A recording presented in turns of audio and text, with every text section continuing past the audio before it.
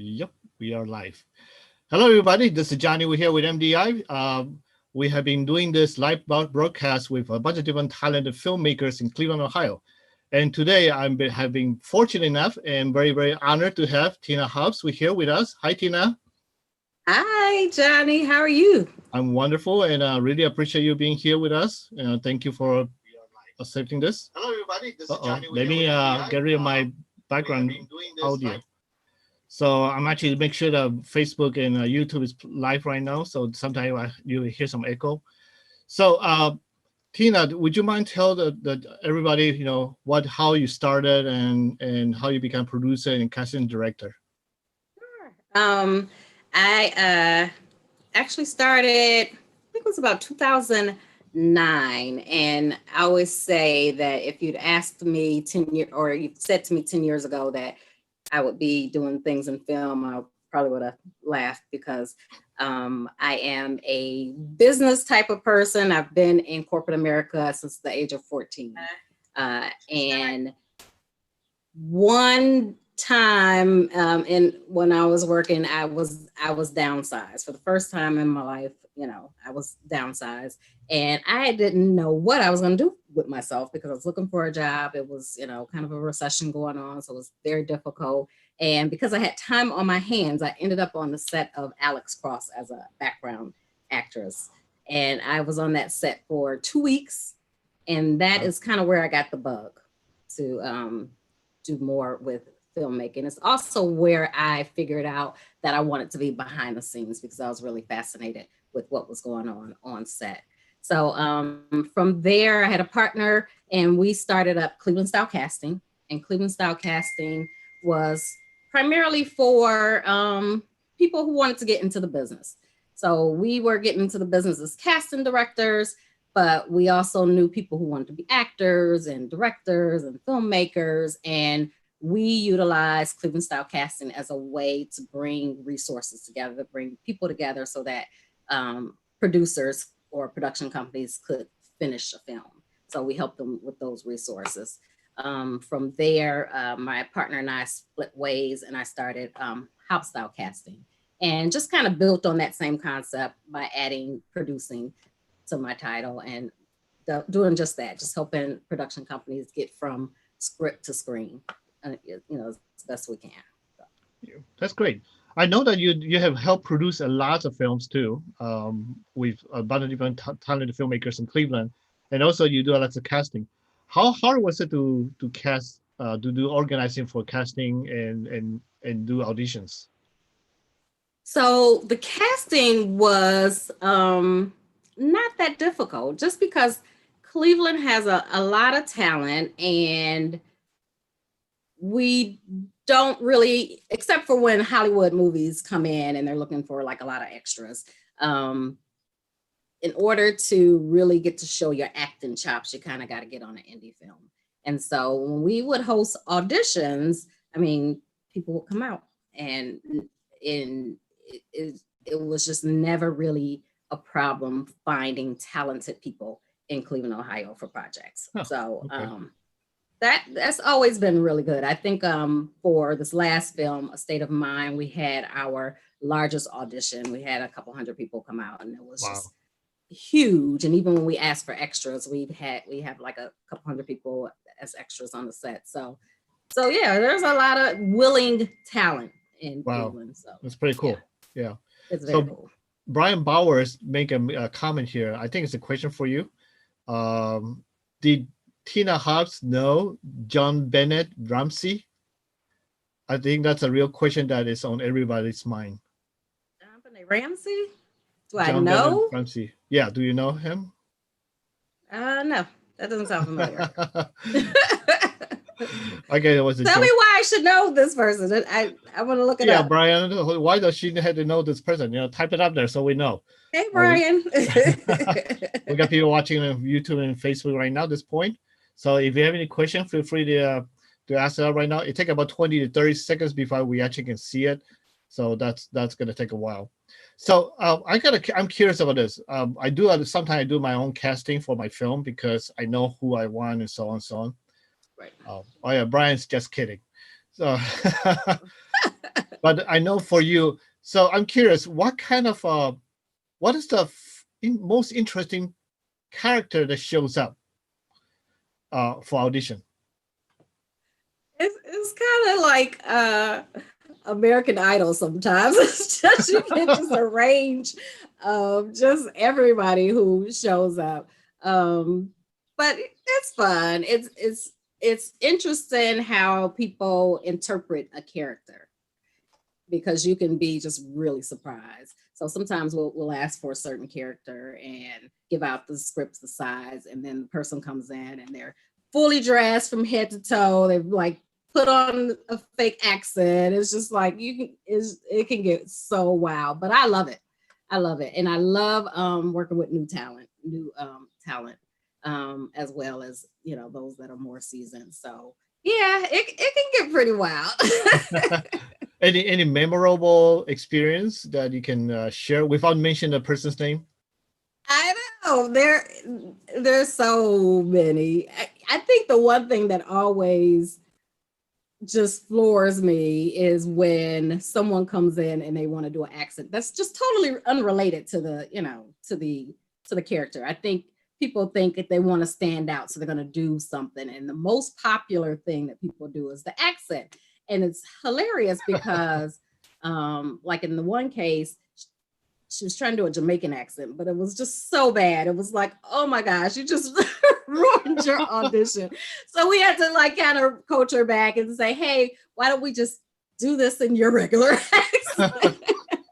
Wow. And she did very well at that point. But I think, people overthink their auditions, and that's when it usually kind of goes off the rails.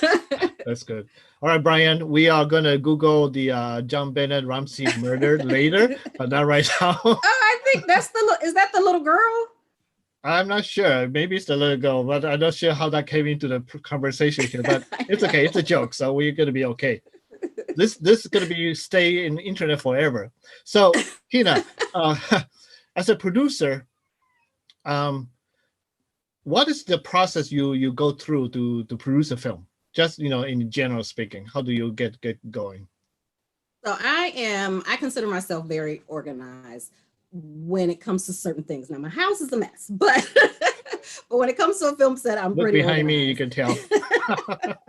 There's stuff everywhere. But when it comes to a film, I'm usually pretty organized. I like to have all the T's crossed and the I's dotted prior to getting on set, because as you know, when you get on set, there's so many things outside of your control that are going to happen, right, that it's very important that the things that are in your control, that you kind of have that pretty honed in.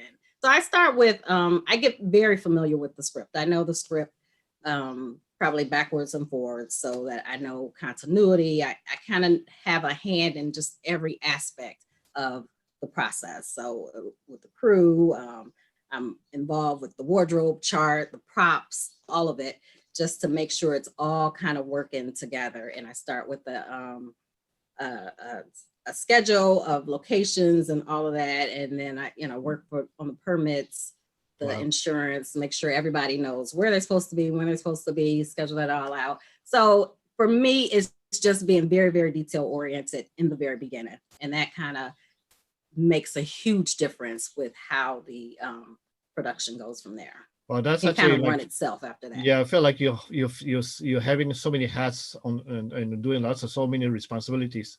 Do you ever get tired? Because I always see you busy, all energetic, all the pictures, everything else on Facebook. Do you ever get tired or sleep at all? It is. Johnny, making a film is a very difficult thing, and you're stressed out. You try to, but there's like times that are just so enjoyable, and those are when you take the pictures, not when you're stressed out. Yeah. But it gets pretty stressed out. It's so funny because after the end of every movie, I'm like, you know what? I don't know why I do this. I don't know. I'm never going to do this again. And then, of course, the project is finished and it comes out and it's, a great project. And I'm like, okay, I'm ready to shoot again. You're doing it again. Yes. So that's my cycle. So Rolling Stop Films got a question, and it's a good one too. He said that he usually do their own casting, what are some of the benefits of hiring a casting director? I think that the benefit of hiring a casting director is the relationship with the actors. Generally, if an actor sees that I am doing the casting, they feel more comfortable with coming out. And I also help with the negotiations because I know those actors. I have a broader reach. Sometimes when a production company gives me a character, I don't even have to have a casting call. I can look at that description and say, you know what, who would be great for that role, you know, XYZ, and just kind of put that connection together. So I think pretty much the relationships and just the credibility that comes with a casting director is important. And obviously, as a casting director, you can filter away for all the cast from the director. Definitely. So the director doesn't have to worry about answering every question, little thing about where's my side? What time do you want me to show up tomorrow? Can I leave a little bit earlier tomorrow? Yes. Can you film my stuff early too? Because I had to go to a wedding later or I had to go party later, right? Exactly. So yeah, I'm pretty much like, if I cast you, and even, no matter what the call report says or what the call sheet says, just expect to be on set until you are, you know, released by the director. Exactly. So, yeah. There you go. So Tyler Thomas got a question here. What is the role of the casting director versus the director in the casting process? On an independent film set, there's not much of a difference at all. So it depends on the production company. There are some directors who are very much involved and want to pick out their own cast. And they use the casting director to pretty much screen the actors, bring the best candidates forward, and they pick from those candidates. There are other directors who are just, you know, they leave it up to the casting director. They're saying, hey, I trust your judgment on that. Can you just, you know, kind of cast this for me?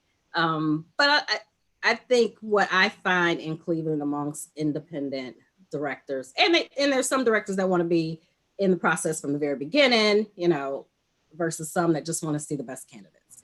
Mm-hmm. And I found in Cleveland that most directors want to be involved with picking their cast. So my job pretty much is to bring them the best candidates. Gotcha. Have you ever had like a bumping discussion with a director because you feel like this person actually fit better for the director's vision of the person that he wants to have? All the time. Sometimes directors can get really, or even, especially if the director is also the writer, they can get really, really stuck on an image, you know, and it can be like, hey, this person's got to be, you know, a blonde, 6 feet tall, one blue eye and one, you know, green eye, and that's what I need for this role. And so I do have that discussion, and I always bring other candidates to the, you know, to the director. Right. And as long as it does not change the story, you know, I encourage the director to kind of open up and look at some of the candidates, and have been very successful with that. Okay, that's good. So how do you feel about diversity in the cast? I personally, whenever I have a movie shoot, I always try my best to have diversity. I mean, for me, it's a very important thing that I need to make sure my cast and crew is all diverse enough that you see the variety of talent. And how do you feel with some of the projects where the directors say everybody had to be certain type, certain way? You know, do you encourage? I haven't had that issue. I think I've been able to kind of convince production companies that diversity is important. There are instances where there may have to be some kind of pigeonholing, but outside of that, wherever we can figure out there needs to be diversity, then I'm always a proponent of that. I'm always advocating for that. It's just a good formula, you know. It's just a good formula. It just widens the audience, and you know, that's kind of the goal. You want more people to kind of tune in and to watch your film. You know, and I think diversity is very important for that. Yeah, that's good. So Wayne from the Red Dragon Media got a question for you. As a producer, what role do you play in financing and funding the project, in controlling costs? Yes. So on a film set, there are all types of producers. There's marketing producers. There's line producers. I am probably more in line with a line producer in that I kind of keep the film together. Financing, as you know, in Cleveland, Ohio, is very, very, very, very difficult. So it is an area that I would love to move into, but right now it's kind of a kind of one of those areas where, we don't have a lot of film financiers in Ohio because they don't understand the risk, and there is a lot of risk. So most of the productions that I work with are self-financed, or they found someone who believes in that film project and they've come on as the financer. As far as going like outside of Ohio, that's very difficult, because why would they want to invest in an Ohio film when, I'm in LA, I got tons of films right here that I can invest in. So it's an area that we just overall need to grow in. So that's not my expertise. Usually the production companies are very creative about getting their financing, and then I come on at that point. So, okay, that's good. And what is the latest project you were casting director and producing for? So the latest project was A State of Mind, written by and directed by Mike Berry. He and I worked together a lot through Skip Thomas Productions. And we were supposed to premiere that film this week on the 20th. Yeah. But then, of course, COVID-19 happened, and now that project's been pushed back. But we, whenever I produce with Mike, we always bring in we believe in using Cleveland, Ohio talent for the big roles. And then we sprinkle in a little bit of Hollywood just to kind of increase the production value. So on this particular film, we brought in an actress, Elise Neal, to play one of the roles, but it is locally produced and filmed and cast movie. That's great. Brian Bauer just mentioned this comment. He said it is very rare that really you have to have a specific race of gender for the role. Well, since we talked about diversity earlier. But yeah, that's very true, Brian. I also experienced a couple of scripts that I recently read where the writer do not want to change any of the ethnic groups of the actors because they happen to work together and they have part of his growing up experience, and he doesn't feel like changing the ethnic groups will will be better or so on. Ron George got this question for you. What film are you? We have other people. I have about 8 people on YouTube and probably a bunch on Facebook, which I'm not looking at right now. Ron asks, what film are you the most proud of that you have been part of? Oh my goodness, I am so proud. That's a trick question. I'm so proud of all of our movies. I think we get better with each and every film. Just best practices are put into place. And my goal is always to make the next film better than the last film, to kind of reevaluate what I did in the last film and make it better the next time. But I am so proud of all the films from our very first ones. I worked with Mike Berry on the Skip Thomas project. I did Swing Lowe, Sweet Chariot with HWIC. That was one of my earlier ones. And that one still gets like so much traction on like YouTube. It's, it's however many years later and it's still kind of doing its thing.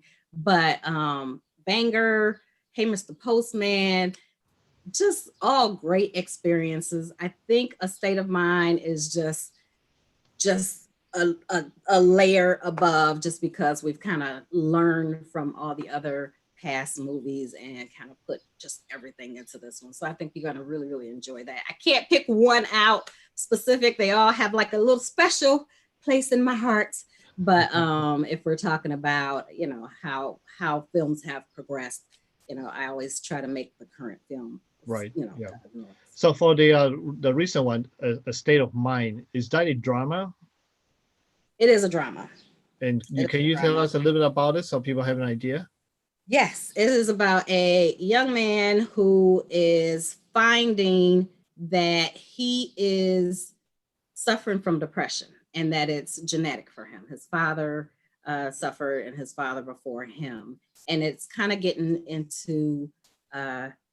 the way of his dream of being a writer. So he's navigating, dealing with this newfound mental illness that he's coming out with, and navigating that with all of his relationships with his mom, who's played by Elise Neal, his cousins, his girlfriend, and it just kind of shows his journey through that process. Wow. It's got a little bit of everything. It's dramatic, it's thrilling, it's exciting, it's a little bit of everything. It's not what you'd expect. So it's a good film. Definitely. So would people come out crying after they're watching the movie? Crying, laughing, a little like, whoa, that happened, type of thing. So yeah. Okay. A little bit of everything. I was very looking forward for that. Yeah, I definitely want to go see it. I mean, I bought my tickets. We're gonna it's rescheduled for August, and we'll have that new date out probably this week. Okay, that'd be cool. So the I had a question for you. Actually, yeah, you do a bunch of those Smosh event, right? Yes. Tell us a little bit about that event. I mean, there was one that had to be canceled because of coronavirus. So yeah, so it was supposed to be held on May 7th. And of course, we had to cancel because of coronavirus. But the Schmooze is a networking event that I do annually. It is for all of Cleveland's entertainment industry. The last few years, we've had it at the Bop Stop Settlement on Detroit Road. But it is a great event. It's a true networking event, I always say, because I try to leave as much time as possible for people to actually exchange cards, talk to each other, figure out who's got what going on. And I also do a film trailer presentation of locally produced films so that everybody can kind of circle around and support these filmmakers who are making projects and help them, to finish their project, right. or just support them in whatever they need support in. So that's the whole purpose of the Schmooze, is really to build brands and exchange resources. So hopefully I can reschedule that soon, and you can come out and check it out. It's kind of funny. A lot of people say that Cleveland do not have any film community. Cleveland is has very dead for independent films. We have your Smosh event. We had the Indie Club with the 48 hours. We had the mixer from the Film Commission. Yeah, there's plenty. Yeah. I just don't know why people keep saying that there's none. So, hey. It is. And I tell people, because whenever anybody asks me, hey, how can I get into the industry? I really want to do this. My homework is always, have you been to a networking event? Because that is a good way to get into circles and to figure out what's going on and to kind of move into the industry. So I always know that someone is serious if I see them at a networking event and they're like, hi, you told me to come out. And, sometimes people say that and I say, hey, have you been to a networking event? And then I never hear from them again. So it's a good homework that I usually give just to kind of gauge how serious someone is. That's great. So for any actors, how can they get into your good side?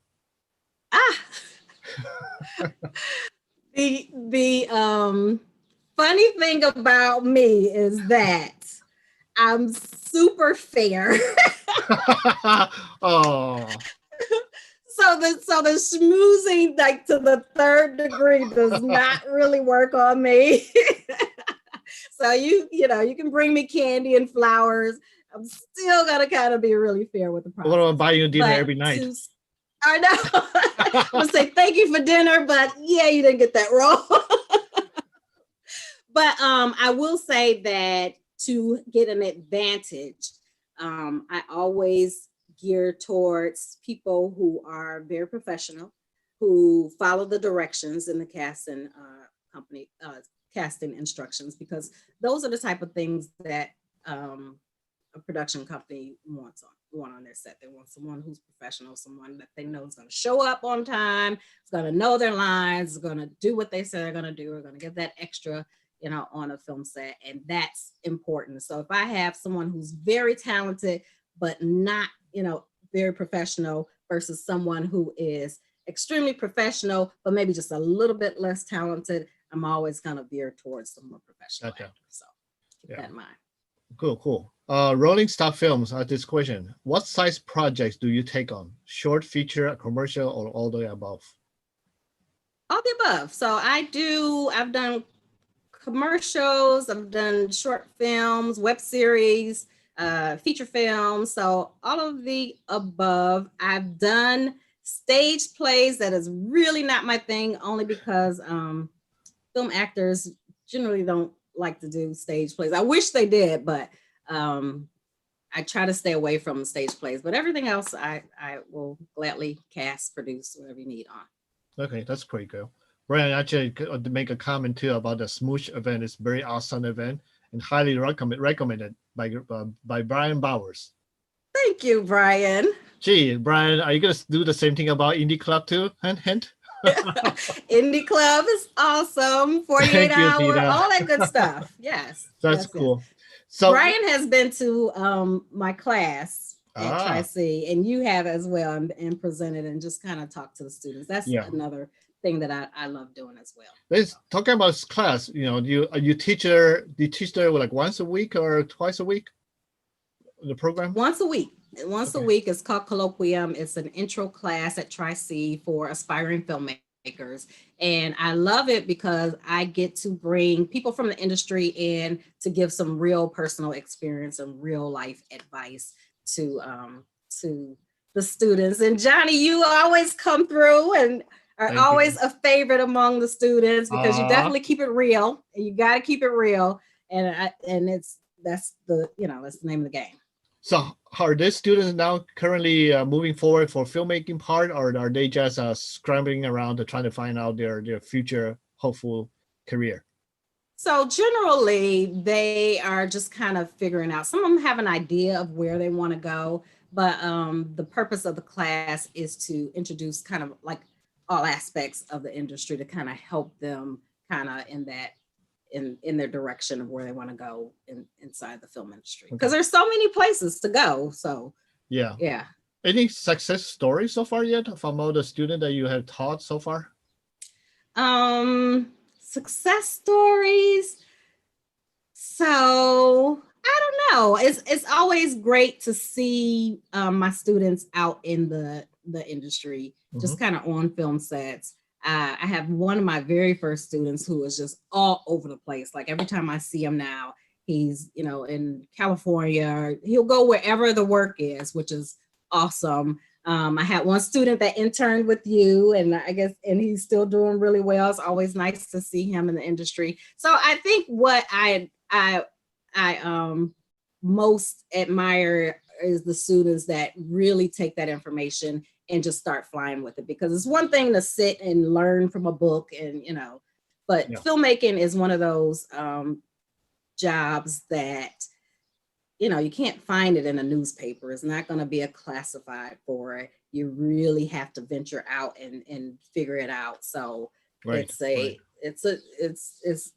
easier said than done. So I'm always happy when I see my students figuring it out. Samuel Stephens asked, is it Jake?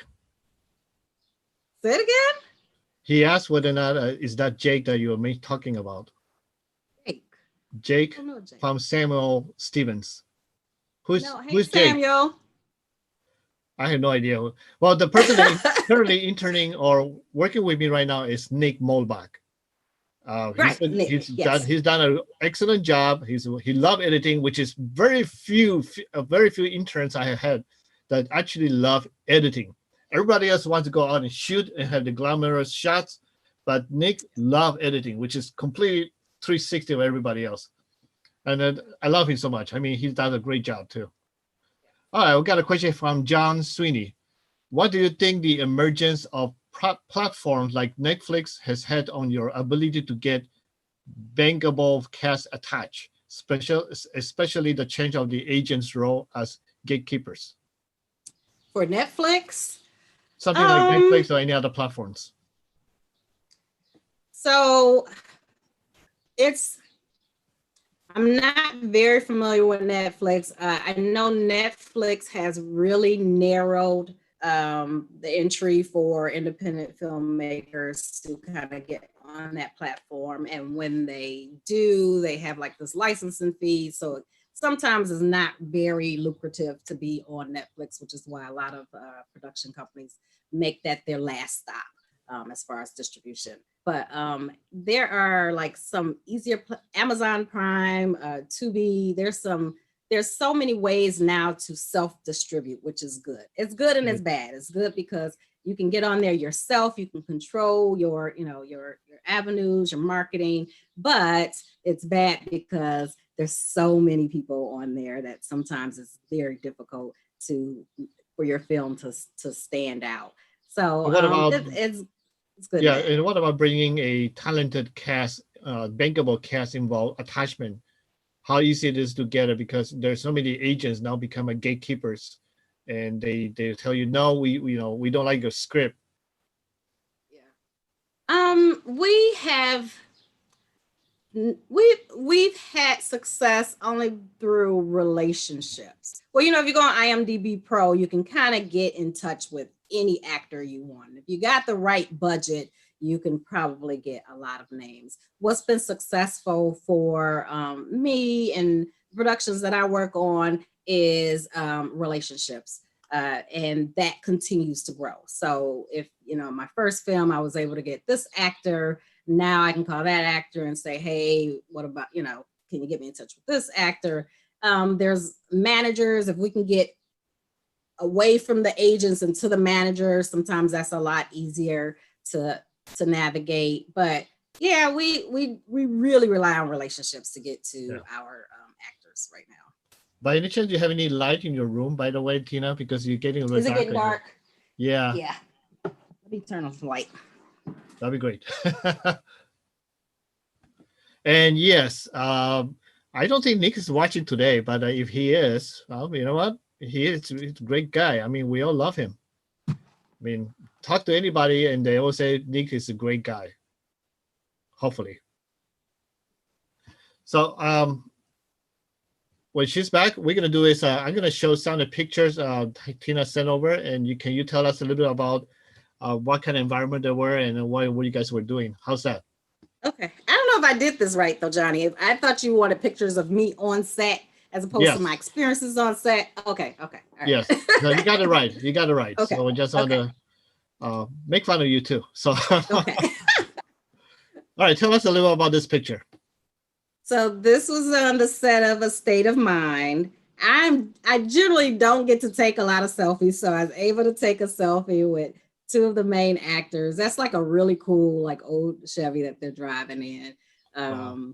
Imani and Jay Floyd are leading characters in the movies, and we're in a cemetery. And how we got that cemetery was crazy because we weren't scheduled to shoot there, but it worked out perfectly. And that is just one of the shots that we took. That was actually one of our last days on set. And that is one of the job that as a producer you had to secure, right? To location wise. Okay. Yes. So we try to do that early.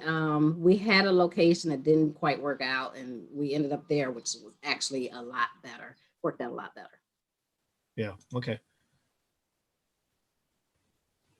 So I had the privilege of working with two Hollywood actors on A State of Mind. So the one in the middle, that's Elise Neal. She is known for 90s sitcoms. She was on The Hughleys, All of Us. She was also in Logan, the most recent Wolverine movie. Oh, wow. So she's been on quite a few things, Hustle and Flow. So she's pretty known as an actress in the African-American community. Wow. And then the other Hollywood actress is my daughter. So that's my daughter, Sarah. She is an actress in LA, and she had a small role in A State of Mind. So she flew in to help actually as a production assistant. I put her to work and as in her role as an actress. So that is just the three of us on set taking a selfie. All right, that's nice. So while we're gonna watch the other next picture, we already have two questions here. One is from John Sweeney about how do Clevelander get access to cemeteries? So yeah, so this cemetery, well, actually you can ask for a permit from the city for most cemeteries, and it's very affordable to get. The key to getting it is having set insurance. You will need set insurance, but you can apply with the city to shoot in a cemetery. Okay. This one wasn't a private cemetery. It was at the back of a church, and we went in and asked the church, could we film back there? And he was like, if you're quiet and you get out of there quickly. So yeah, that's kind of how we got access to that one. That's nice. Micah Stafford is right now also on Facebook, and he wants to know about the Smosh event. He's wondering when you are rescheduling later in the year. I don't know. I'm thinking about that one. It's so important in the Schmooze event for me that there is just networking and communication between people. And so I've kind of stayed away from doing like a Zoom event just because it's just not as personable as I'd like the Schmooze to be. But it may have to, be that because it doesn't look like COVID-19 is going away anytime soon. But I'm still just kind of filling that out because my preference is to have a networking event where people can actually exchange cards and information and talk. So that's very true. Oh, this is a nice picture. I see Kevin Taylor in the back there. You see Kevin Taylor? Yeah. So this is on a short film called The Effects. It was a film done by the Art of Me program, and it is actually their premiere was also postponed. And it's going to be showing on Showtime, but it's a program started by Stephanie. I can't think of Stephanie's last name, but she takes a student's writings and makes a film out of it, and then it shows on Showtime. It premieres. In this particular one, a young lady won. She was talking about her experience as her father is an immigrant, and it was her experience of when ICE came and took him away and how traumatic that was for her. So It's a short film. We were on set. If you see me on set, I got paper. I got paper all the time. So that's just a picture of me kind of. We were actually trying to figure out a tattoo. I found this guy so that he could draw a tattoo for one of the characters. And we're looking in the phone at some pictures, and he's like freehanding the tattoo before we put it onto the actor's arm. Pretty nice. So, yeah, I see the screen in front of your hands. They're like you're reading the script. Always. It's like, oh shoot, we need a tattoo. So come here. Can you draw this tattoo? It's kind of yeah. That happens all the time. Something comes up. It's like, oh shoot. So this is a project that I worked with my HWIC fam. The gentleman in the front, that's John Docerone. He is the producer that I worked with for Swing Lowe, Sweet Chariot. That was one of my first ones. We did a series of last year. We did some web series under his Swirl Network production, and this was a picture that we took in a grocery store. We did some guerrilla in a grocery store. The owner let us come in, and the rest of the people are, except for the gentleman in the back, he's an actor, but everybody else works at the store. And it was so funny because while we were filming, everybody wanted to get into the film. So they were like, hey, can I get a spot? I can act, or I can. So at the very end, we did a selfie with everyone. That's pretty cool. And this is really cool.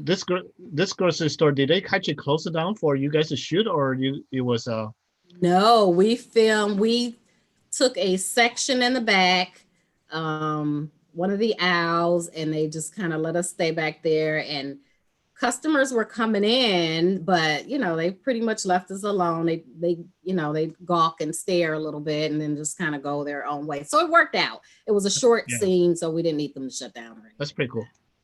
Yeah. You got no papers there, by the way. No papers. This was before a casting call. We had to move the casting call. You've seen my office before, but we had so many actors come in that we had to move into the conference room of my building, which is 2 rooms. So that's 1 room. And then the other conference room was where the actors were holding, just because we needed so much more space. So. Is this for A State of Mind? This was for, I think it was for Hey, Mr. Postman. This was a little earlier. And that project is doing really well, right? It's actually in Tubi and everywhere. It is. It's doing very well. It's such a funny movie. People like it. Getting great reviews. So yeah. That's Hey, good. Mr. Postman. Shout out to Brian Berry on that. So this was at the Hey, Mr. Postman premiere. And we do red carpet premieres. We have like huge crowds at our premieres. So I'm like so bummed out about A State of Mind and COVID-19. But this is at the Hey, Mr. Postman career. We have a red carpet. We have media all over the place, the paparazzi. I had this jumpsuit made, which reminds me like of the 70s, by a local designer, Diane Linston. And yeah, that's on the red carpet. Wow. Yeah, I wanted to go that day, but I think I was kind of got a little bit under the weather. Otherwise, I wanted to be there so bad. Yeah, it was a fun time. Yeah. There I am with my paper. Yes, you're right. This project there was a gentleman in LA who actually hired us to produce a film trailer for him. And so this was one of the scenes. That's Angie Rando. She was actually also in Banger, and that's Gideon. And he played like this wild character. Oh my goodness, as you can see with the suspenders and no shirt. And Chrissy Caleric was also in that scene, and she was dressed as a dominatrix with her whip. It was hilarious. But yeah, we did this trailer for a gentleman in LA as he prepared for his big project. Pretty cool. Laura Massey, say hi. Klein, say hi. And also Drowning in Thought, say hi. Hi guys. Thanks for joining us. Yeah.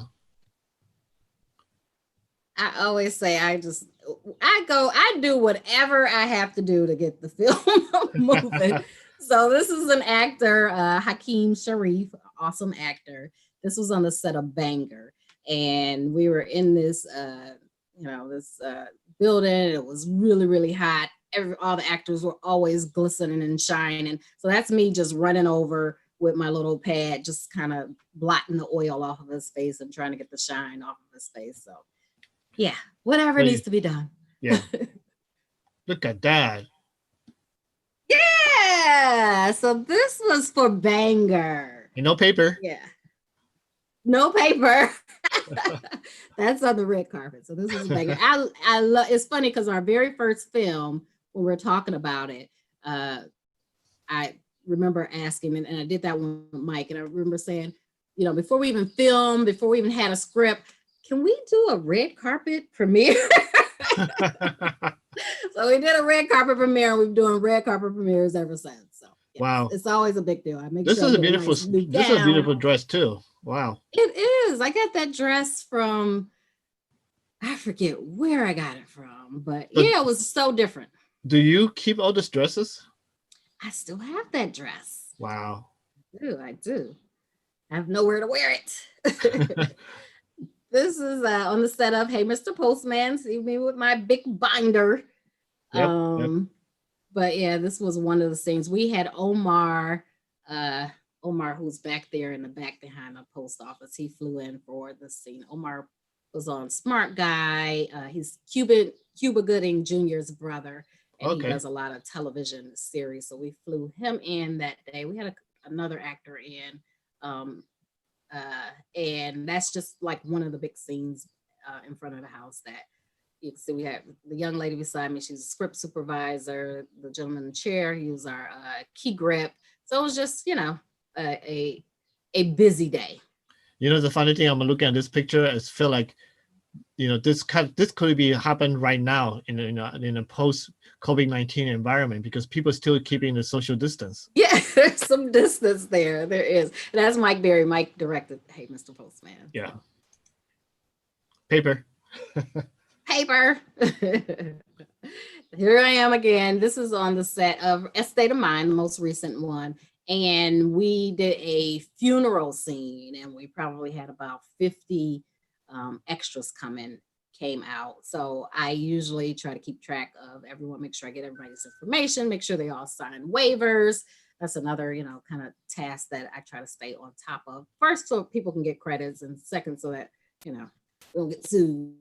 But that was a awesome day of filming. Lots of background on that day. Yeah. Oh, we're back. Cool. So that's mean that that's all done the pictures, and we have more questions already coming up. Yeah, that's pretty cool. I like that. Yeah. So you know what? I should ask you earlier. I should ask you to dress dress one of your coolest outfit to be on camera today. Just, you know, to have one of your outfits. I know, right? That'd be so cool. I've gotten so used to, you know, sweats and being really comfortable with all of this going on and staying in the house. I'm actually used to it. I'm like, oh yeah, I get to put on a t-shirt and some, you know, some leggings. And maybe next time if we do another Zoom like this, I'm gonna have you every 5 minutes you can go and change up for a different outfit. It's a fashion show. Yeah, there you go. So Wayne, I got this question for you also. What is the advice for getting attention on an indie short film? How about the indie feature film? How to get attention? Attention as an actor? I think that's promoting it. It's a get the word out. Or have the paparazzi. Yeah, or like having paparazzi showing up or being interviewed for TVs. So we do a lot of promotion, and it varies for each set. Fortunately, as a casting director, I have a nice database. So I am very in tune with, you know, people in the film industry. So that helps. Also, we have built relationships with all of the major local channels here, Channel 8, Channel 5, and they are very, very supportive of our, you know, our plight in indie film. They want to support us. So if you've got a good story, you know, and film coming up, you can usually get on some segments to kind of bring awareness to your films. We've also, you know, paid for marketing, you know, had trailers play on, you know, cable news on different channels. So yeah, it is a very important part of the process. It's a part that a lot of production companies don't put enough attention in. Right. So you do have to figure that out. So Miranda Felix, she said that she have a lot of cool outfits. So Miranda is the most stylish person I know. Miranda is always our wardrobe specialist. We definitely had to do a little fashion exhibit from you, Tina. You had to come out with every other different outfit, and then had to explain to when did you wear them, how did it made. You know. There's a lot of outfits. There's a lot of outfits. I do love my shoes, my heels, my boots. Look at that. So those are the accessories that I tend to. But hi, Miranda. Miranda's awesome. She's so prepared. She's always got a steamer with her, an iron, clothespins, safety pins, just everything you possibly need. So she's a wardrobe supervisor that you should. So John Sweeney had this question. Does SAG have an office in Cleveland? Do you recommend actors get your cards here? You know, I don't know if SAG has an office here. I think after I see it. I always say that that's an address here. I don't know. I think people are still sending to LA for their SAG cards and things like that. But I always say that that's a very personal decision. So we're growing here in Cleveland, but we do not have a ton of Hollywood films or union films come through. We still have primarily independent films. So once you get your SAG card. Yeah. Do you recommend people to get your SAG cards, even they live in Cleveland? I would say if you live in Cleveland, but you are willing to act, you're willing to go outside of Cleveland, you have the means to, you can travel with your art, then yes. If you are in Ohio, it gets really, really tough because we don't have a lot of union films that come through here. So there is a hush thing with SAG. There's a non-union, which is FICOR, which would allow you to do both, but SAG is totally against it. So you'd have to kind of weigh whether or not that's the option for you, but that is an option as well. Yeah. His follow-up question about, would you recommend they at least get a SAG eligible? SAG eligible and hold on to that. You can do that as well. You can just hold on to your, but I mean, at some point you are going to be forced into making a decision. So you just have to kind of weigh whether or not that is for you. If you are, like I said, if you're in Ohio, it's mostly independent. I mean, sometimes you don't have a choice. If you do enough, if you get enough SAG eligible cards, then you're gonna have to go SAG. But it's tough to be in a union in Ohio right now. So Brian Bauer said, you can, if you need marketing promotion, hire him as to market your film. And he also, so he also mentioned about the AFTRA office here is technically speaking as a SAG-AFTRA. I believe that's the same case too. So how do you feel about bringing the producer in this post-COVID-19 world that we're living right now? As a producer, casting director, how this going to be impacting your the way you do things nowadays? I mean, that's also tough. I've seen guidelines. I saw your guidelines. I've seen Hollywood has come up with guidelines as well. I've known some film productions that, hello? Yeah, you're here. Did you freeze? Oh, I can't see anything anymore. Oh, there it goes. I know some productions who have kind of been filming, but it's really, really difficult. I think you are pretty much relying on people to make the decision that they're willing to take that risk, because there's no way to kind of guarantee that, there is not a risk going on. So, I think you do the best you can. You kind of work with people who are willing to, work with you and keep moving.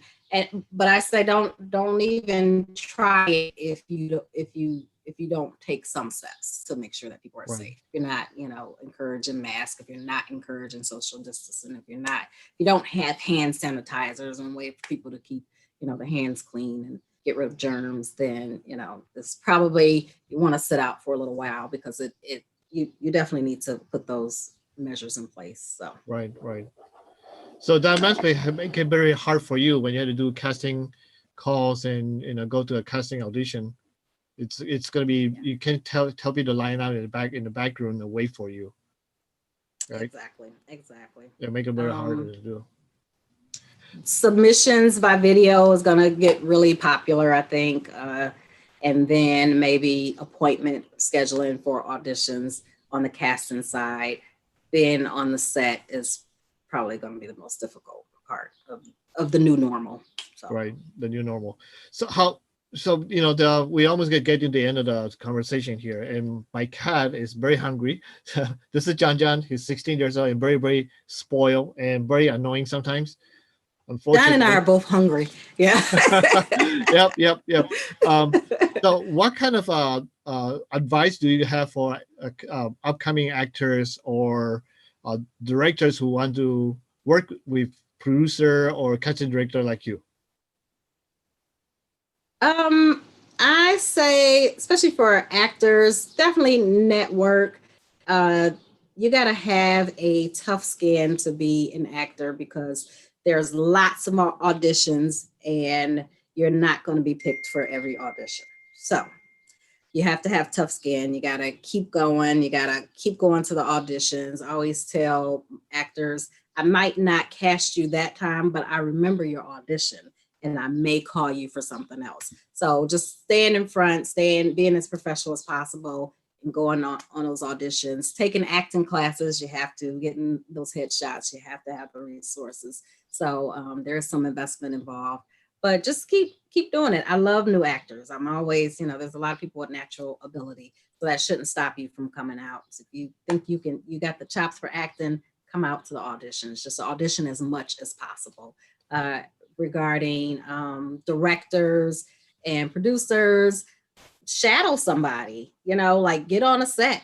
Indie sets are always looking for interns, or just get on the set, and then from there you can start venturing out. Start with a trailer, start with a short film, start with shooting 1 or 2 days and building on that. So that's my advice. Great. And finally, how can people reach out to you if they need to ask you to help them to cast or produce their project? Please reach out to me anytime. My social media is Hopstyle, and my website is clevelandcasting.com, and my email is clevelandcasting@gmail.com. And I'm always available. I try to respond as much as possible. Ask me questions.